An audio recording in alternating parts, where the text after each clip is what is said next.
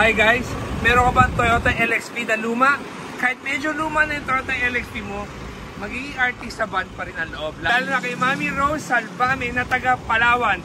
So silipin natin ang magandang customized van niya. So Toyota LXP, ito ang nagawa natin. So papasok na ako. So guys, syempre umpisa ko muna ulit sa harapan. Meron siyang partition wall. Yung partition wall niya, meron siyang glass na pwede mong makita yung kalye. Ito natatanggal to sarado siya, pero pwede siyang tanggalin sa harap kung gusto mo lang isara para may privacy ka. Tapos meron siyang naka-laminated na yung mga cabinet cover niya, accent niya. Lahat to ay made of fiberglass syempre. Kasi pag fiberglass ang ginagamit mo, hindi siya in long term, hindi siya nagkakaroon ng damage na, alam na ng mga iba yun. Hindi siya nagkaka-damage. Basta maganda siya pag fiberglass yung ginamit. So lahat ng window framing namin are made of fiberglass. Tapos ito yung pang-angatan mo ng paa para relax ka. Cup holders, lagay ng gamit.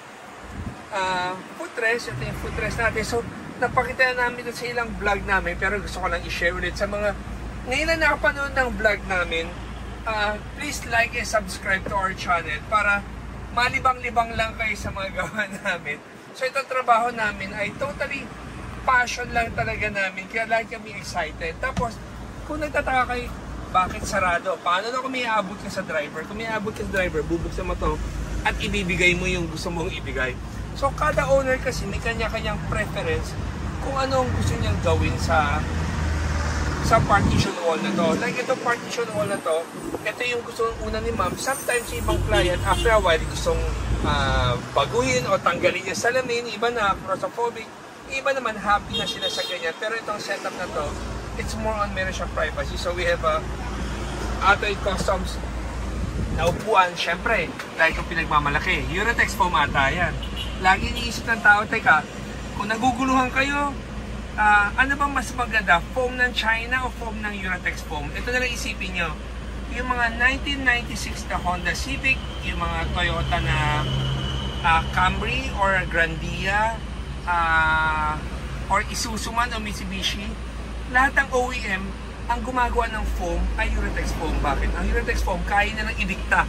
Pag tinanggal mo lahat ng leather namin, yung foam na yan, makikita mo, yung malambot sa gitna, pero sa gilid mas matigas, ganong quality ang nagagawa ng Uratex foam.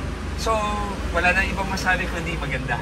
So, next we have double seats. Itong double seats na to, nilagyan namin to para lang may makaupo pa na dalawang tao dito na medyo komportable. Sabay nilagyan natin ng sofa bed. Ito sofa bed, ilang beses namin, sige, pakita ko na nga lang.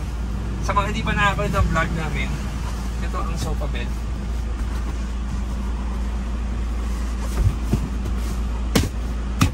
Yan, so wali na matulog. Tapos, pakita ko sa inyo, ito naman yung